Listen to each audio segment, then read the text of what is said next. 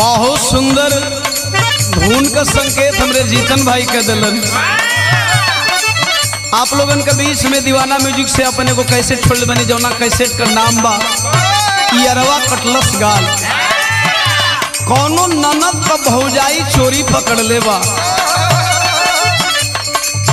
कलश है ननदो तू कवन गुल खिलावा तारू देखत नहीं कि ई गलिया तोहार दगियाइल बा। नंदी शर्मा दिया दाते अंगुरी काटत दिया जाए दे भौजी जौन भइल बा तौन भइल बा वही के रहे दे। लेकिन भौजाई सवाल करत है ननद से का सवाल करे अरे अरे नाना दो अरे अरे नाना दो बतावा दिल के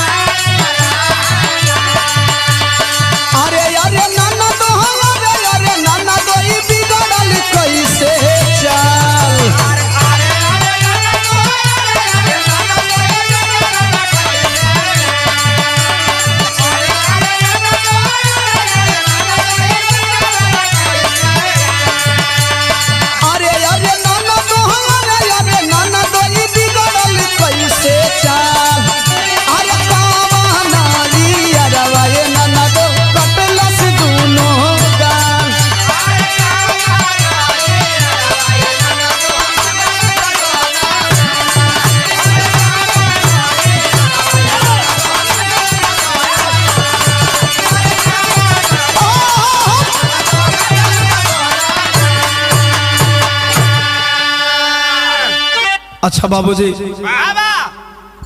हम भोजपुरी लोकगीत विरह गायक ओम प्रकाश दीवाना पुनः एक बार अपने सुनोइया भैया लोगन के पांव छू के गोड़ लगता नहीं आप लोगन के बीच में पुनः एक बीरस का विरह प्रस्तुत बा दीवाना म्यूजिक चैनल के द्वारा। हम आप लोगों से निवेदन करेंगे दीवाना म्यूजिक चैनल को अधिक से अधिक सब्सक्राइब करेंगे और बेल बटन को जरूर दबाएंगे ताकि आप लोगों को नोटिफिकेशन प्राप्त हो। एक अलग प्रकार का बिरहा बा उम्मीद बा जैसे हर बिरहा के रउआ लोग प्यार दुलार देहिला एवं बिरहा के भी प्यार दुलार दे और ओम प्रकाश दीवाना के दिल से आप लोग आशीर्वाद दे के बिरहा के सुन के बहुत आभारी हूं मैं अपने सम्मानीय एसके सर का जो वर्षा फिल्म की पूरी टीम को लेकर के इस बिरहा को शूट कर रहे हैं। रिकॉर्डिंग पे हमारे गुड्डू भी आर के स्टूडियो जमानिया से बैठे हुए हैं। 4 लाइन भूमिका के अंदर भाव है देश के उन जवानों के ऊपर हमारा रोम रोम कर्जदार है उन जवानों का जो जवान अपने लहू का एक एक कतरा देकर के इस धरती को आजाद कराए भारत माता को आजादी दिलाए और उन जवानों का रोम रोम कर्जदार है जो जवान बॉर्डर पे शीतलहर गर्मी जाड़ धूप बरसात सहते हुए अपना चैन और नींद हराम करके हम भारतवासियों को चैन की नींद सोने का मौका देते हैं। भाव है जीतन कैसे?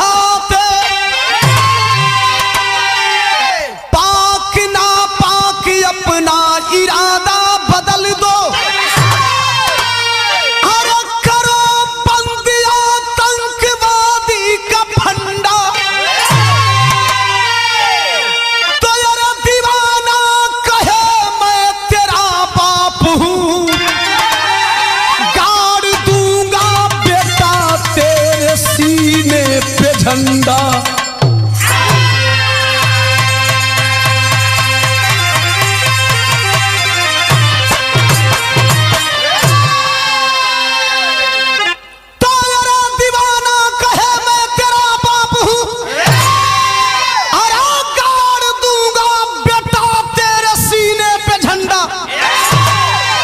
बिरहा में नया कंपोजिशन कव्वाली का टुकड़ा लगल जीतन कैसे?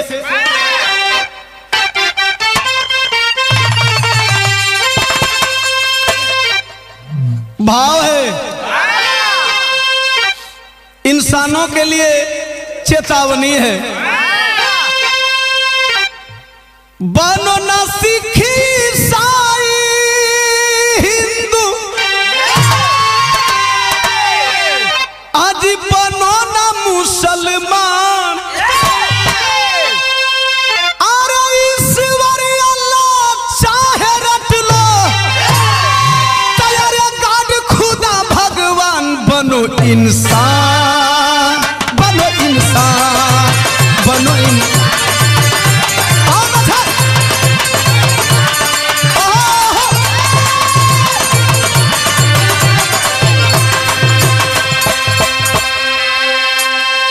भैया हमें को बात बताइला, माई के तन से सबको इंसान पैदा होला हो।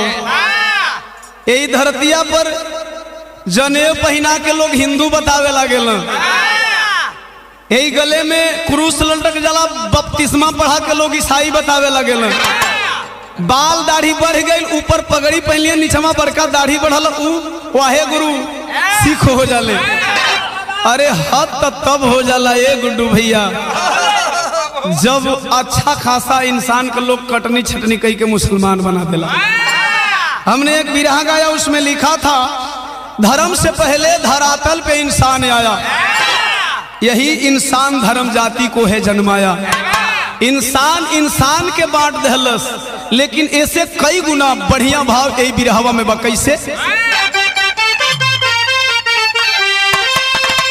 उन पाकिस्तानियों के लिए चुनौती है भारत के जवाब फौजियों का, आज चाहे गोली बम चला लो, अरे चाहे तू शमशीर, अरे बाकी आंख उठा कर देखोगे तो तैयार सीना देंगे, चीर नहीं देंगे।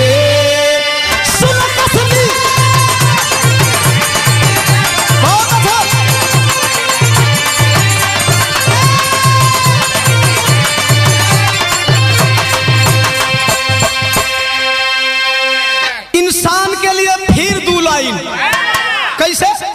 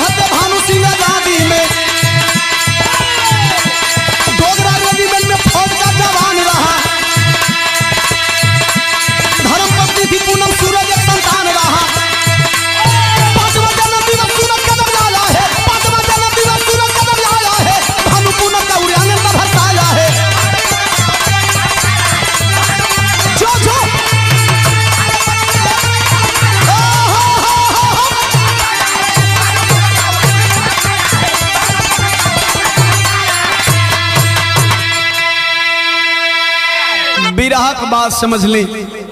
जम्मू कश्मीर जिला राजौरी, गांव का नाम दारा, दारा का रहे वाला डोगरा रेजिमेंट के जवान सपूत फौजी भानु सिंह। भानु सिंह का दुल्हन का नाम पूनम देवी, एकलौता बेटा है, एक ही संतान है दोनों लोगों के बीच में, जौना का नाम सूरज सिंह। डेट याद करेंगे 20 मई 1999 को सूरज की उम्र 5 साल होने वाली है। पिता भानु सिंह 1 मई 1999 को बॉर्डर से छुट्टी लिए घर आ गए।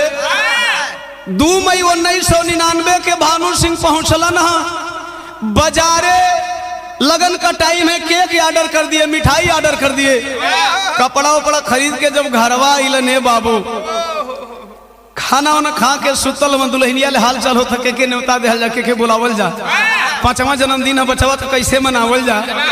तब तक से जे वही घड़ी 9 बजाई है, बेसिक फोन की घंटी घनघना गई। भानु सिंह उठा रहे, हेलो कौन?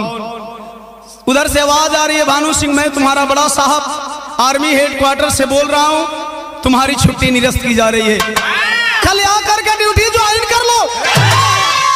कहा क्यों साहब, अभी कल ही तो आया हूं बॉर्डर से। साहब बोले हाँ, बॉर्डर पे घुसपैठ हो गया है, आतंकवादी घुसपैठ कर दिए हैं, लड़ाई कब लग जा कोई ठीक नहीं, इसलिए सारे जवानों की छुट्टियां रद्द की जा रही है, तुम भी चले जाओ।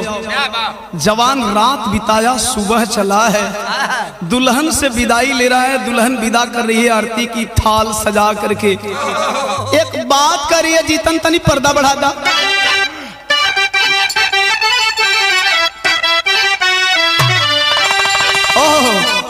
माई बहन लोग गावेली, उन्हें गीत के बड़ी रच के गावेली, कौनी तरह से गावेली। अरे गंगा माई के ऊंची बा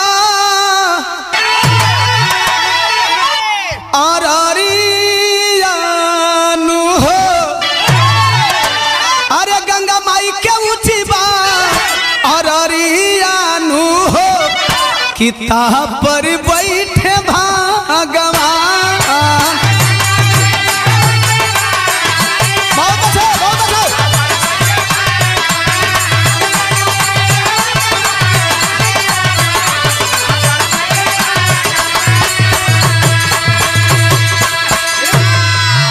लेकिन दुल्हन अपने पति को विदा कर रही है।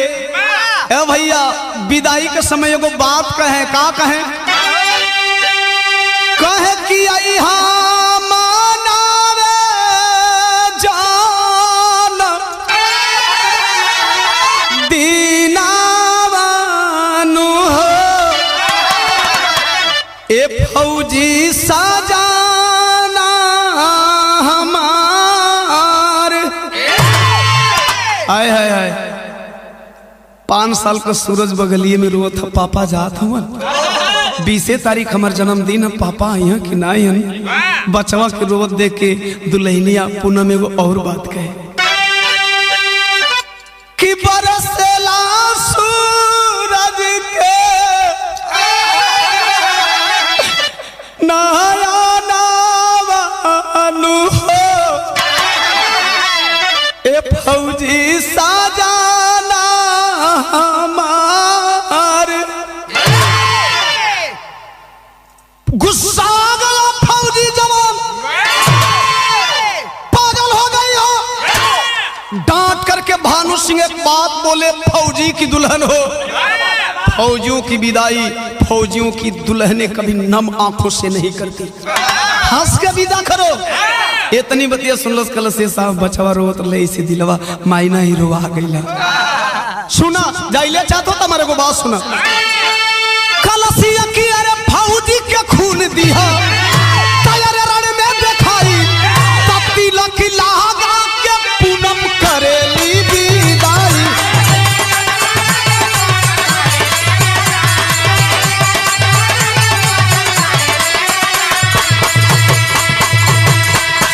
कलसिया साहब जाता हुआ तो जा, लेकिन हमारे को बात सुन लो, तैयार चूनी चूनी मारी हाथ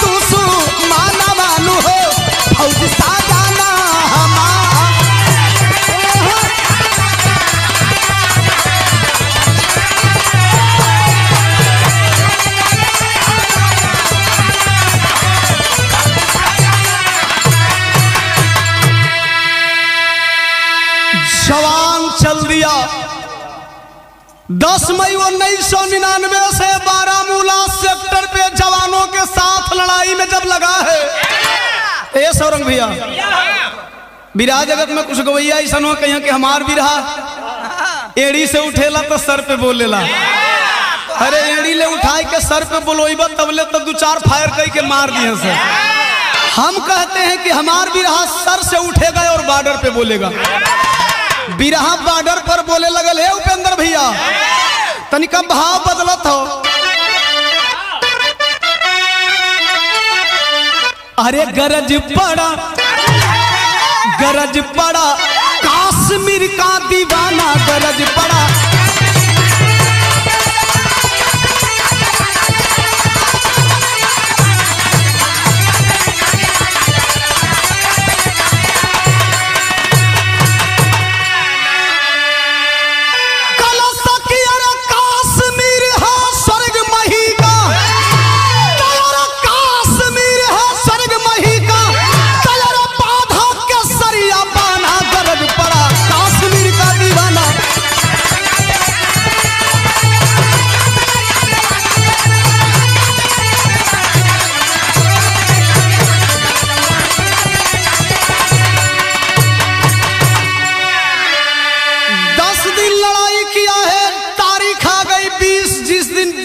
घर पे जन्मदिन की तैयारी चल रही है। आए हाय हाय 10 दिन में जवान मरात होन, लाश गिरत हो, कुछ लोग घायल होत होन। 20 तारीखवा के घरवा माई केक ओक का इंतजाम कई के सजाए के घड़ी ताकत है कि अब अइहे अब अइहे अब अइहे भैया हो। लेकिन 20 तारीखवा के बडरवा पर का भैया 20 मई शाम अरे साथी साथे खड़ा था। कौन खड़ा था? भानु सिंह। तवले देखा भानु मरा हुआ फौजी पड़ा था। गन के पॉइंट पे दुश्मन को रखा है, झाड़ी भी खुड़खुड़ाएगी तो गोलियों से भून डालूंगा। तब तक से झाड़ी में नजर गई, एक मरे हुए भारतीय फौजी की लाश को देखा है। क्लियर कर देना चाहता हूं वह लाश कैसी थी। एक दिन पहले से जो भारतीय जवान मारे गए थे लड़ाई में, बचाव दस्ते के लोग उन जवानों को उठा कर ले गए, लेकिन एक जवान की लाश छूट गई थी। रात के अंधेरे का फायदा उठा करके आतंकवादी उस भारतीय जवान को अपने बंकर में ले गए। पेट का पोस्टमार्टम किए, पेट चीर करके आंत निकाल दिए, आंत की जगह बम रख दिए। बम का संचालन कैसे हो रहा था? रिमोट के द्वारा। रिमोट कहां है? आतंकवादियों के हाथ में, घुसपैठियों के हाथ में। वही बमवा वाली लसिया पर नजरिया पड़ल है भानु सिंह का। जवानों के साथ चले तो उठाने बहादुर चले, हो गया बम का निशाना, गरज पड़ा काश्मीर का दीवाना।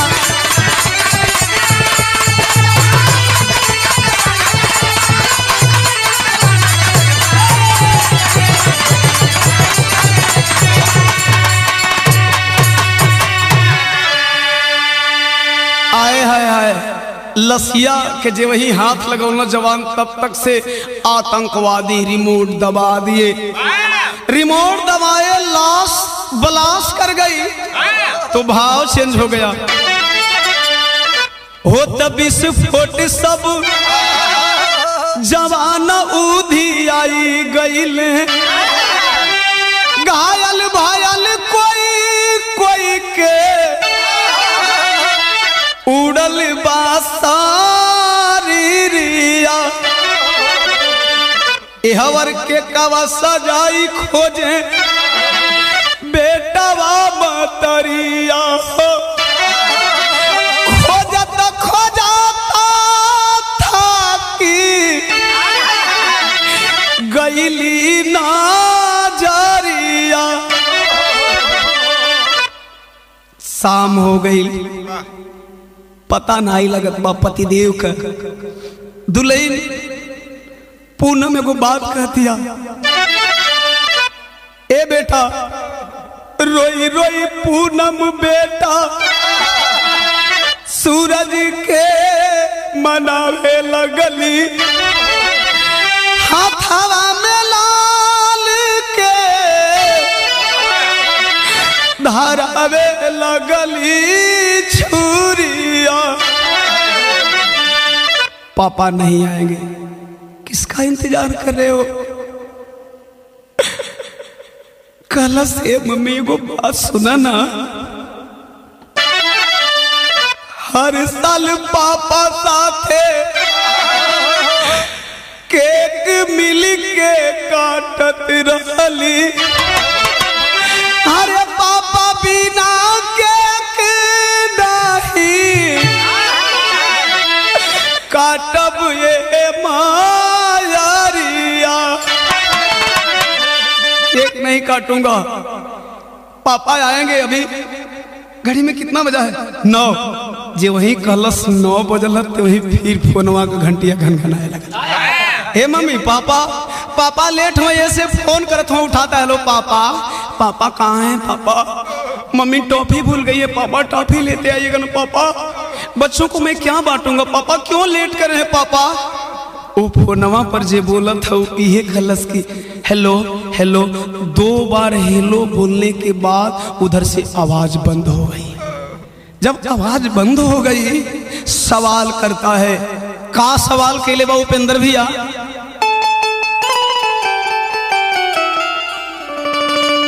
हेलो हेलो कही के पापा काहे चुप भइला हो? हेलो हेलो कही के पापा काहे चुप भइला हो? केक काटे अइबा की नाही, केक काटे अइबा की नाही, काहे कहइला हो?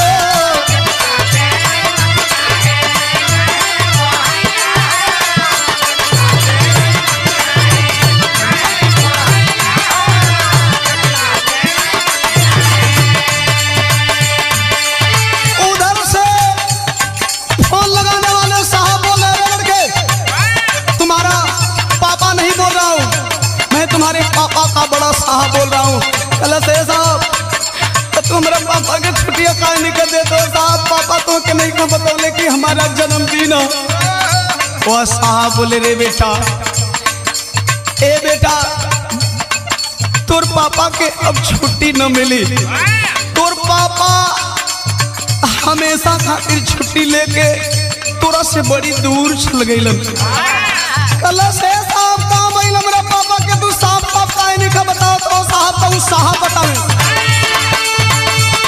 अरे कैले लड़ाई 10 दिन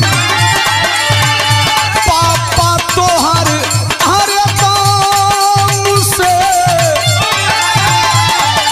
ए लाल साधिया उड़ाई दिहल। अरे पापी उन्हें के पाप से रबमाई बेटा छोरी कहवा परैला हो, रबमाई बेटा छोरी कहवा परैला हो। केक काटे अइबा की नाही, केक काटे अइबा की नाही, काहे कहैला हो?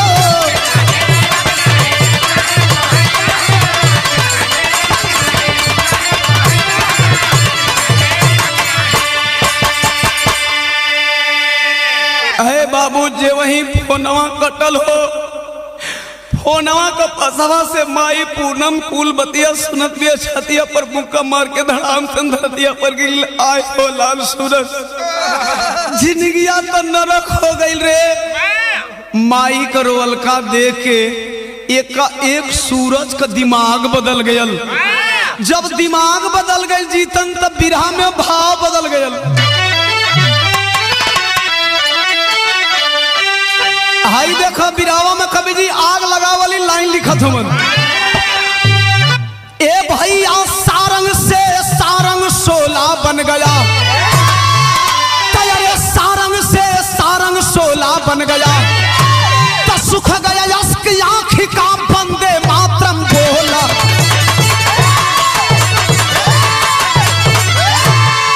कहा मत आंस जननी पापा वीरता दिखलाए हैं।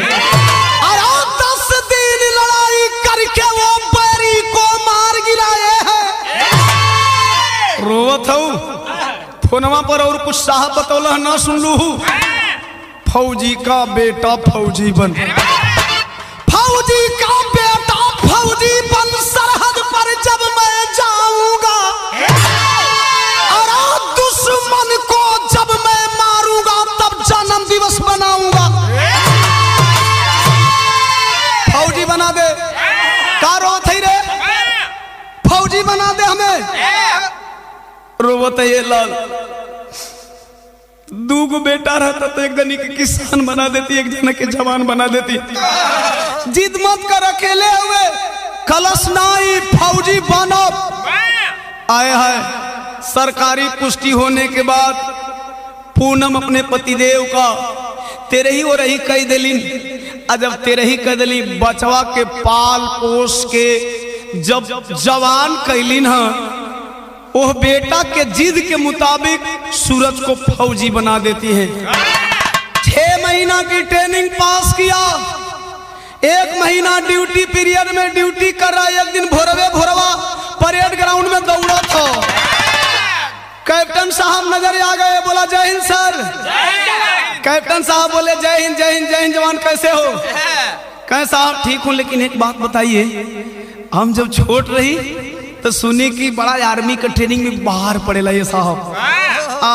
हमार 6 महीना कैसे निकल गए हमके कुछ समझे में ना आए। साहब कहला बहुरा हुआ, एकरा में ज्यादा भार ना पड़त, ज्यादा भार तो पैरा कमांडो का ट्रेनिंग में होला। कहला से साहब तो हमके उहे ट्रेनिंग बता देता, उहे सिखा देता, हमरो बड़ा मन करता।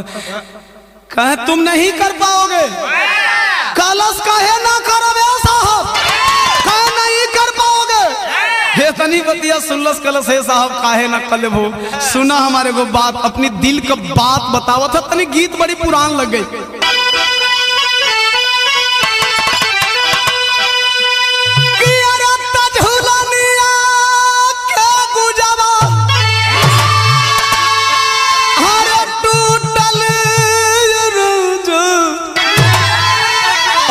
जवनिया में गरिया छूटल राजा,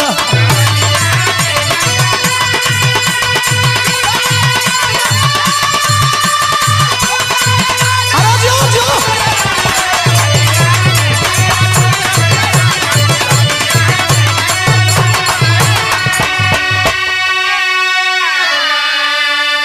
हंसा था ये साहब बाहर पड़ेला तो हमरा दिल का इच्छा जान लो, हमारे दिल में इच्छा का है।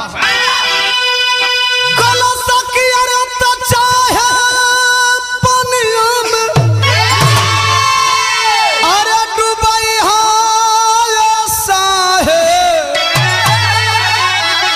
साहब ई पानी में डुबावे के बात करो थरे भाई, तनी और आगे बोलता। तो चाहे पनिया में कि चाहे अगिया पर चलई हाय साहेब।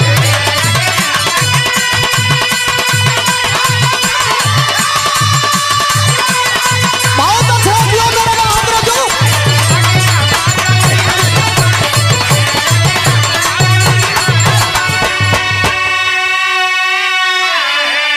ए साहब वहीं बहरवा देखला, अंदरवा कहाँ देखल वाला के अंदरवा हा का। कलश की जेतना कठिन हमसे लेब परीक्षा, अरे तब कर से अधिका बात दिलवा में इच्छा। कलश ये साहब कितना हार्ड होला। साहब कहना तुम पागल हो, बच्चे हो समझ लो। पैरा कमांडो की ट्रेनिंग में जानते हो जवानों को 500 फीट पहाड़ की ऊंचाइयों से नीचे गिरा दिया जाता है, कूदने को बोल दिया जाता है। कलश साहब 500 फीट? साहब का हाँ 500 फीट। कलश है साहब तो तू हमके 1000 फीट ऊपर से कूदा दिया। साहब कहला रे यार लइका के लइका रे। कलश से तने नहीं साहब और सुनो। कलश की यार सरहद पसीरवा, सरहद पसीरवा चढ़ई है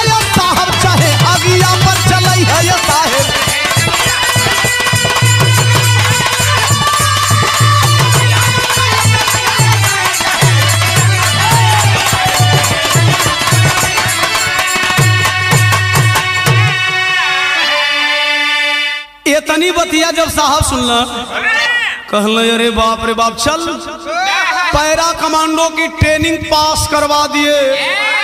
जवान पैरा कमांडो की ट्रेनिंग जब पास कर लिया है, इंतजार कर रहा है कि कब देश के दुश्मनों को मारूं और बाप का बदला चुकाऊं।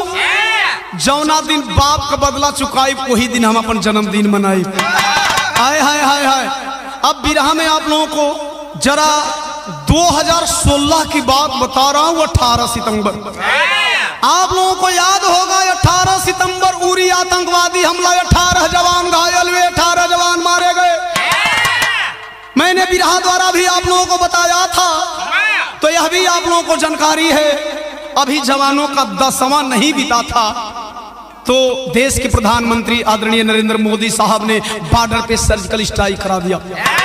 सर्जिकल स्ट्राइक हुआ, आप लोग जानते हैं, टीविया में धुआं धक्कड़ दिखावल, सच्चाई रहल कि झूठ रहल पता ना, लेकिन हम इस बिरहा के माध्यम से आप लोगों को बताने जा रहा हूं कि जो जवान गए थे उन जवानों में एक जवान और गया था। वह जवान कोई और नहीं बल्कि 1999 का स्वर्गीय फौजी भानु सिंह का बेटा सूरज सिंह जा रहा है। जब जवान चले हैं 28 सितंबर को रात में बॉर्डर उस पार सर्जिकल स्ट्राइक करने, तो क्या जोश था, क्या उमंग था, कैसन जज्बा रहल। बिरहा में बड़ी पुरान तरज लगता है उपेंद्र भैया।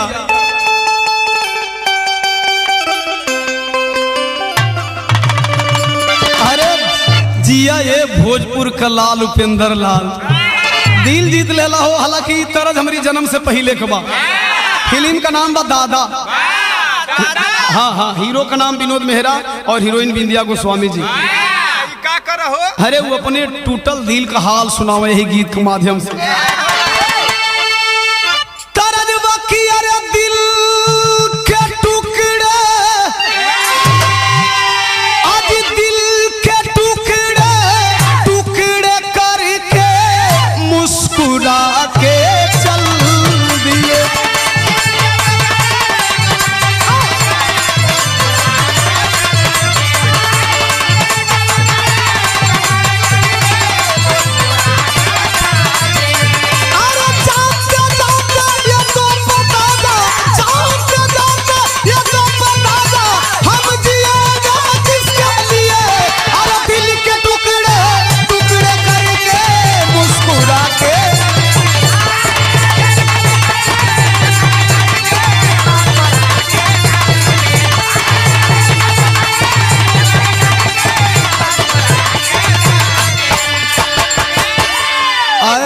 बिरहवा में भाव लग गई कि अज मौत का बदला, तेरे मौत का बदला मौत से लेने फौजी नाहर चल दिए।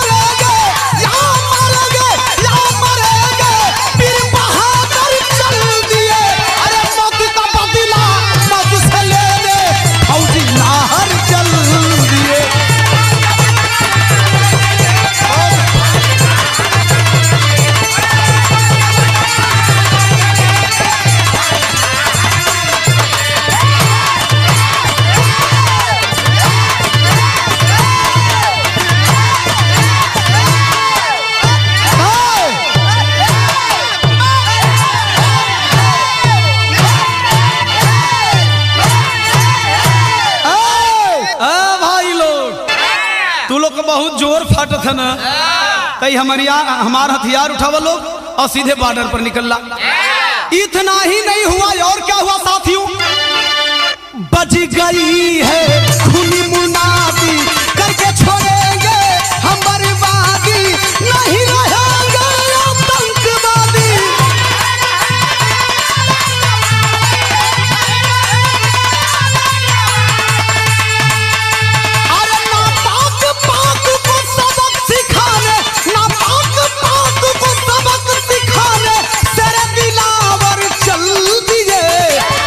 का बदला मौत से लेने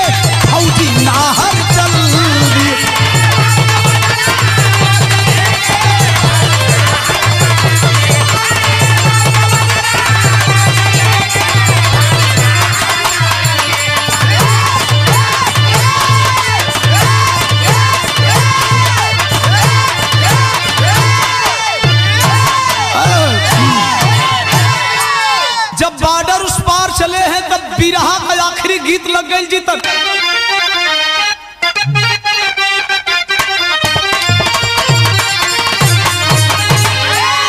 तरदिया बखिया रे तबारी उमर कमर लचकलिया।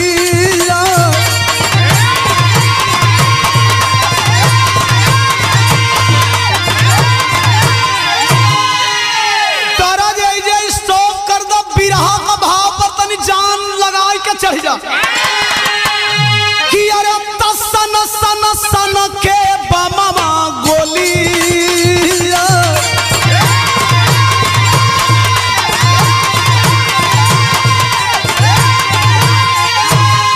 तैयारे सन सन सन के बमवा गोलिया। आधी रातिया हो या फतिया बनले पैरा कमांडो ना।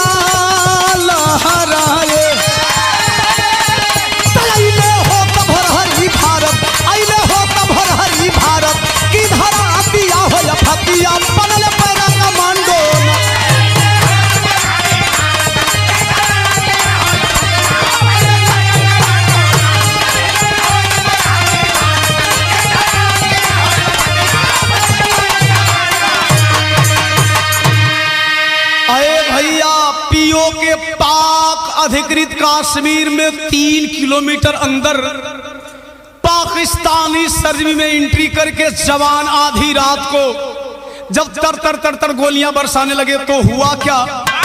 बिरहा में आल्हा में प्रमाण बा। यही से हम कहिला कि अरे लिखल हो नहारी ना, लिखल हो नहारी ना, अरे मिटेला दुनिया में भैया।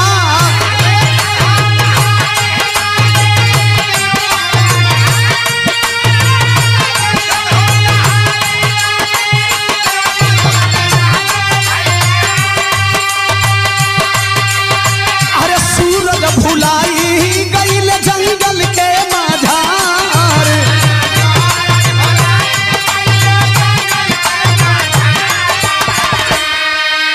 गोली चलाने में साथियों का साथ सूरज छोड़ दिया। स्वर्गीय भानु सिंह फौजी का बेटा भटक गया आधी रात में। रास्ता तो हुआ क्या?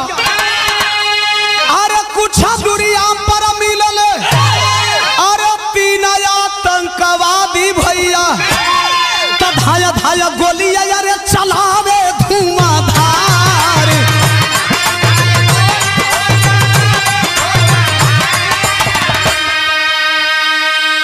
कुछ दूरी पे 3 आतंकवादी भागते हुए दिखाई दिए। लगा लिया निशाना। हुआ क्या? अरे तवले 2 आतंकवादी, 2 आतंकवादी सूरज मारी के गिरवले भैया। अरे तीसरा के गोली भैली जांघिया के पार।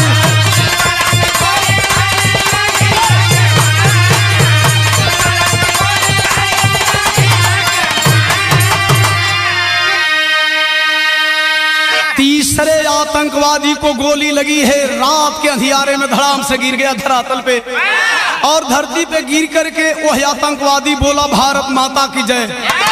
कांप गया सूरज रे, हमारी गोली कहीं अपने भारतीय फौजियों का सीना तो छलनी नहीं कर दिया। सवाल करता है भैया कौन हो आप? क्या आप भारतीय फौजी हो? गलत, भारतीय फौजी तो नहीं हूं लेकिन भारतीय हूं। गलत, झूठ। इस साला हमें फंसावत है। ये आतंकवादी हमें पास बुलावल चाहता। भारतीय फौजी हो तो बोलो वंदे मातरम, भारत माता की जय। कहलस वंदे मातरम, भारत माता की जय। आतंकवादी की बात सुनकर सोचते हैं ये हम फंसत हैं कि साला फसावत है। कलश है तू शेर है तो मैं सवा शेर हूँ। हमारा पास एगो मंत्र बा बेटा, ऐसे तो जानकारी हो ही जाए कि तू भारतीय हुआ कि पाकिस्तानी हुआ। कलश अगर भारतीय हो तो एक बात और बोल दो, बोलो भारत जिंदाबाद, पाकिस्तान मुर्दाबाद। कलश पगला गए हो, मैं नहीं बोलूंगा। कलश हाँ आ गई लूट पहाड़ के नीचे, साला तू पाकिस्तानी। कलश खबरदार, भारतीय हूं पाकिस्तानी मत बोलना। कलश तब बोलो भारत माता की जय, पाकिस्तान मुर्दाबाद बोलो। कलश तुम्हारी तरफ बकरी की तरह मिमियाता नहीं हूं, शेर की तरह जिगरा है, शेर की तरह बोलता हूं। कलश जरा बोल के सुनाओ, केवल शेर शेर कहने से कोई शेर नहीं होता, शेर की तरह दहाड़ भी होनी चाहिए। कलश सुनना चाहते हो, सुनना चाहते हो तो सुनो पाकिस्तान मुर्दाबाद। कलश अरे वाह वाह वाह, हम तो ये जाने लगे भारत में गद्दार हम, पाकिस्तानों में गद्दारन का कमी नहीं है। जा करके गले मिलता है, गले मिल करके पीछे हटा, हुलिया देखकर फिर कांप गया, कांप जाता है वो सूरज फौजी। अरे हुलिया क्या है, बाल बढ़ा हुआ है, दाढ़ी बढ़ी हुई है, हाथ में हथकड़ी, पांव में बेड़िया, आतंकवादी लिबास। कांप गया फौजी, फंस गया मैं। लेकिन पूछता है भैया अगर आप भारतीय हो तो कहां से आए हो? बिहार से, राजस्थान से, झारखंड से, महाराष्ट्र से, उत्तर प्रदेश से, कहां के हो? कल छोड़ तू जाओ, तुम जाओ, क्या जानकर करोगे? जिद कर गया, जानना चाहता हूं आखिर आप कहां से हो। बिलख पड़ा वह आतंकवादी, रोने लगा। जानना चाहते हो ना, बहुत दुख भरी कहानी है, सुन क्या बता रहा है।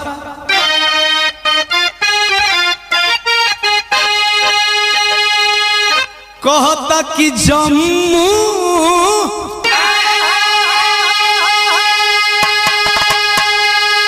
अरे राजौरी में दार नगरिया नु हमारी हो।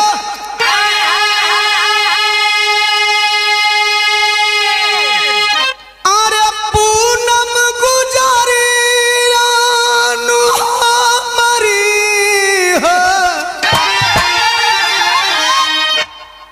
कलश जम्मू हमारी स्टेट, राजौरी हमारे जिला का नाम, दारा हमार गांव का नाम, पूनम इनकर दुल्हन हमार माही, इनकर दुल्हन एकर मतलब ही पापा हुए का। कलश है भगवान, ये चाहे जे भी हो, लेकिन अगर अपन नमो बती होते इनसे भानु सिंह खवा दिया भगवान।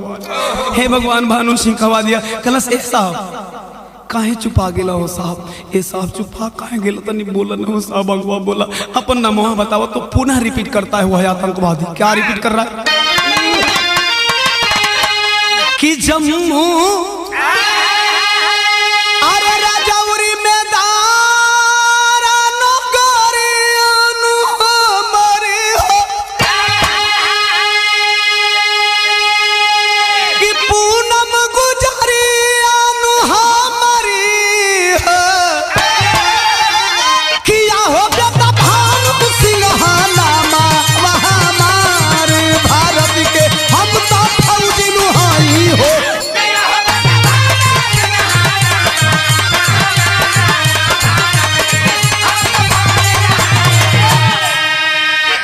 तू भानु सिंह ना हो सकला, झूठ बोला तारा। अरे सुनीला भानु सिंह बडरवा पर मर गिला हो, शहीद हो गिलन, उनकर हार मास का पता ना चलल। ई नहीं कहता कि हम भानु सिंह का बेटा है। कलश फौजी है बडरवा पर, उनकर वीरताई का चर्चा होला। कहे सही कह रहे हो, सही कह रहे हो, लेकिन मैं बच गया। कलश कैसे बचला तो बताओ मैं। कि होत 20 फुट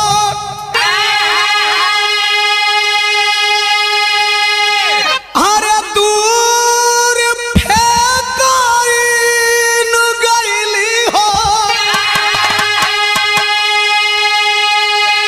अरे मुरझा खाइन गईली हो।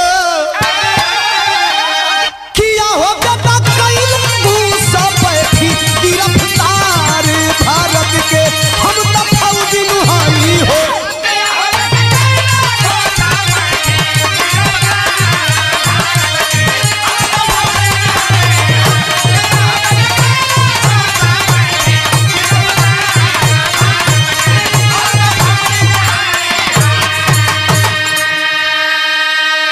अरे लाल सच बोल रहे हो, जौना भैया का लसिया उठावे गए जब वो लसिया बम से उड़ गया। हमारा अंगवा एगो भैया रहलन, सारा चोट उहे खैलन, उनके शरीर के चोट से हम बड़ा दूर फेंका गई रे। जब बेहोशी टूटल ना तो हम अपने आप के आतंकवादियन के बंकर में पौली। कलश इहो झूठ, कलश नहीं रे, झूठ ना बोलत। जब 14 जुलाई 1999 के दिन LOC line of control Bharat Pakistan के नियंत्रण रेखा पे जब सीज फायर हुआ, युद्ध विराम का घोषणा भइले बेटा, हमके लेके पाकिस्तान चलैल रे।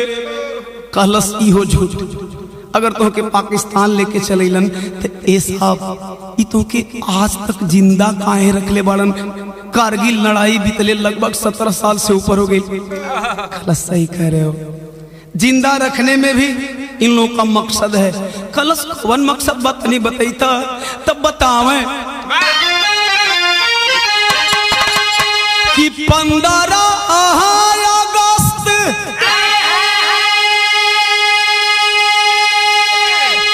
के हर साल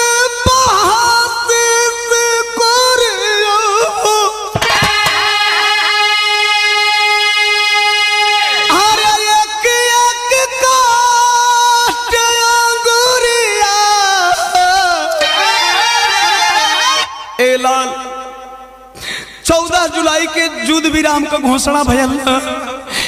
ए लाल एक महीना बाद भारत पाकिस्तान का आजादी पर्व का दिन आवेला। 15 दिन पहलवा हमके घेर लेलन, मारे लगलन, पूछे लगलन बता तुम्हारे देश के खुफिया विभाग का पता क्या है? क्या है खुफिया एजेंसी का पता? हम लोगों का हर मंसूबा फेल हो जाता है। कलश की ए बेटा सच है कि मैं नहीं जानता हूँ, जनरल ड्यूटी करने वाला हूँ, जानता तो भी नहीं बताता, लेकिन मैं कुछ नहीं बताया, मैं मुंह नहीं खोला। तब से लेकर के आज तक 17 साल बीत गए ना। जिंदा क्यों रखते हैं जानना चाहते हो? सुन ए लाल, देख देख 17 उंगली काटे हैं, 10 पैर का, 7 गो हाथ का। इतने नहीं रे बाबू, एगो बड़ी दुष्कर्म कर हमरा संगे रे। कलश की आखिर क्या करते हैं बताएंगे? सोचा था मने मने कि हमारे बाप संगे कवन दुष्कर्म कर सन, कवन अमानवीय व्यवहार कर सन, तो रोक करके वह आतंकवादी बता रहा है। जानना चाहती हूँ क्यों जिंदा रखते हैं? कि 15 अगस्त के हर साल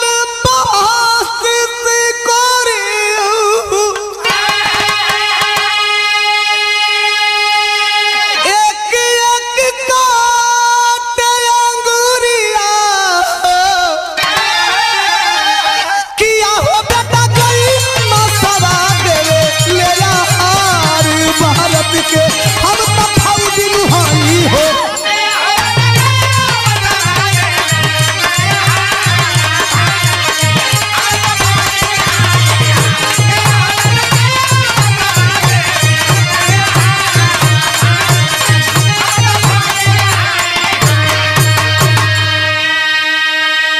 ए लाल, हमारे आंखों के सामने योजना बनाते जानते हो 18 सितंबर वाली घटना की सारी योजनाएं हमारी आंखों के सामने बनाए। मैं मजबूर था, हाथ में हथकड़ी है, पांव में बेड़िया है, मैं मर भी नहीं सकता। और 18 जवानों को मौत की नींद सुला दिए, 18 जवानों को घायल बना दिए। कलश इतना तो बतौला, ठीक है बा, अब हम जाते नहीं, अपन काम करे। रुक, तू कहां से आया है? तू अपने विषय में कुछ नहीं बताएगा? तू कहां का रहने वाला है? रोए लगल। कलश जान के का करवा, जाए तो हमें कह नहीं बता। तो वह सूरज फौजी अपना पता बता रहा है, भाव चेंज हो गई, सदर लगल कि अरे रोई रोई सूरज तब बतावेला कहानिया।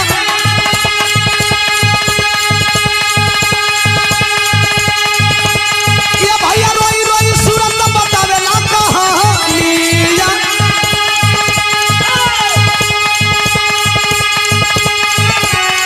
अरे जौना दूसरे अइलौ हे गौआ,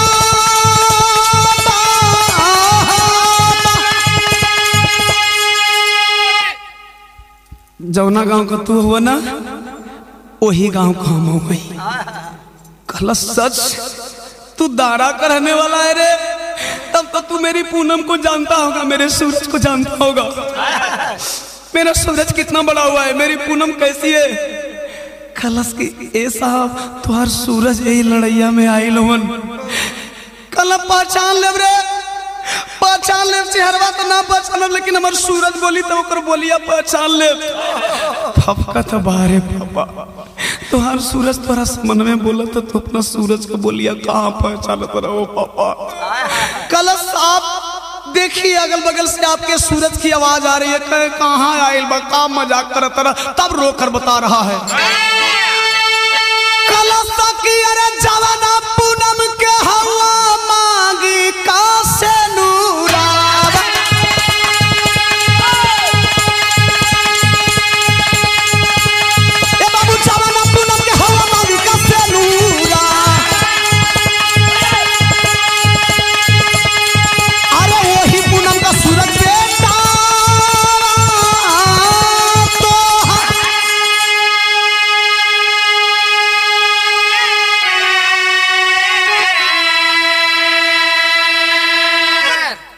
बाबू, वही पूनम माई का बेटा है तो सूरज है। 5 साल कर रही तैया जन्मदिन का तैयारी करके तुम्हार इंतजार करत रही, जब तू ना आइला तोरा मरला का खबर आ गई। अरे सूरज, गले से लग गए बेटा, तेरी माँ कैसी है रे? तेरी माँ वाकई मुझे मरा हुआ समझती है? कलश माई का बात पूछा तरा, मरले का बात कहा तरा, तो सुना माई का समझे ले तू के। अरे मरल जानी माई कई दिहाली तेरा ही,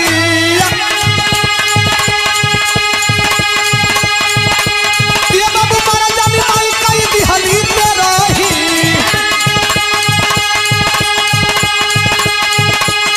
अरे फौजी बनौली हमके देई के दूल्हा।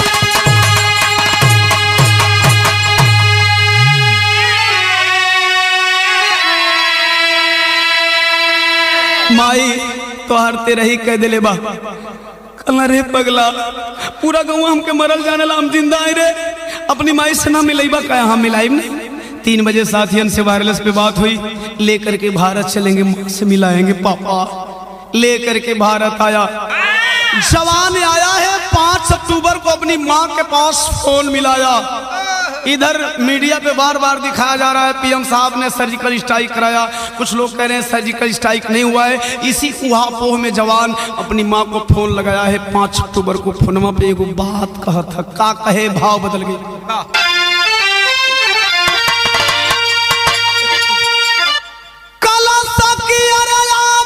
फिर से जन्मदिन तो हम मनाइब माई, अरे तो उपहार जन्मदिन वाला लाइब माई।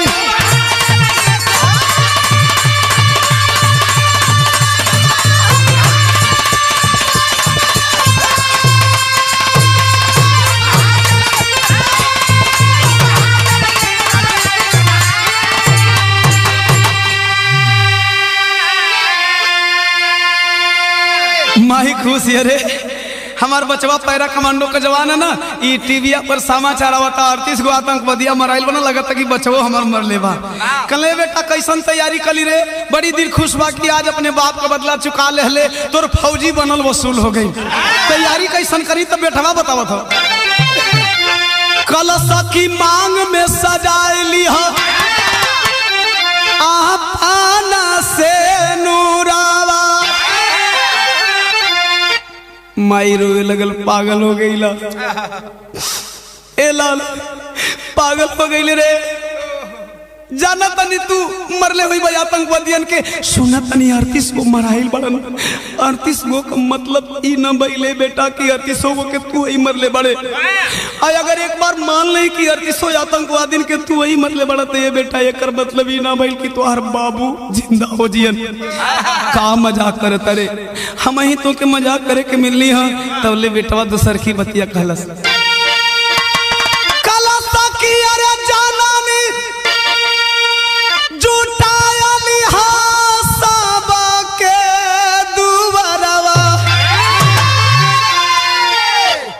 कलश तू तो मजाक करते बड़ा पूरा गौवा को लोगों के जुटा के मजाक बनवाई बे हमार कलश मजाक न बनवाई रे हई अगली बतिया सुन कि अरे तो पापा मरल नहीं खन सब का के देखाई बे माई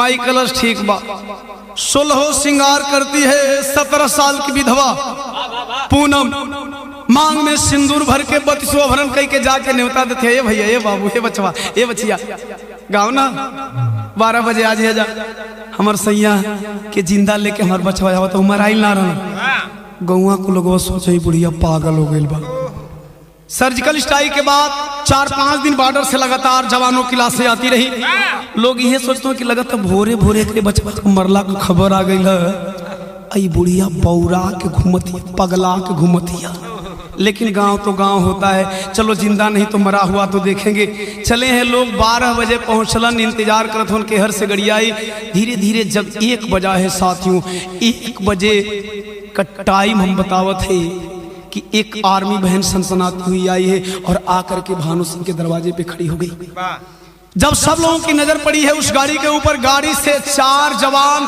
ताबूत नुमा संदूक बिरहा प्रेमियों जरा ध्यान से सुनिएगा ताबूत नुमा संदूक जिस पे तिरंगा झंडा उड़ाया हुआ है लेकर के जब जवान उतरे हैं माई खूब खुशिया हथवा में चकुइया देखती है तो बचवा का केकवा देखे जे वही देखलस वही कन्हैया पर ताबूत हो भैया माई छतिया पर मुक्का मार के धड़ाम से धरतिया पर गिल हाय रे सूरज ई कवन दिन देखा दिला कवन मजाक कर दिला से सूरज तब तक से तो ला करके लोग नीचे रख दिए ताबूत को गौवा वाले का तो न कारवा तरु अगर बचवा आई गई तब बचवा के एक बेर देखा लकलस कैसे दिखाई पूनम रो रही है करे कैसे दिखाओ हम ही दुनिया का अभागी नहीं कहा कि जवानी में अपना सैया का मरल बूना नसीब और बुढ़ाई में जौना बचवा का कंधा पर लाश हो के चाहिए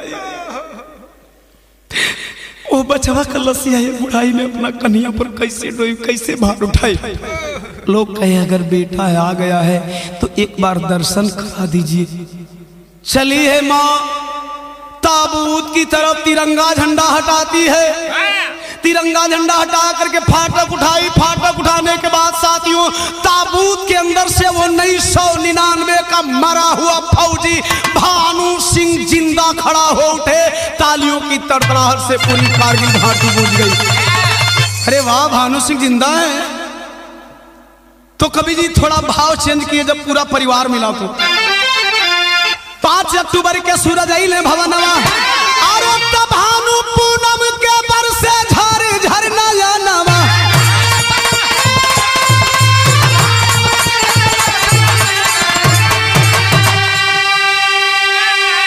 और तब विजयी विश्व तिरंगा और दुनिया में लहराई बेमाई और तो उपहार जन्मदिन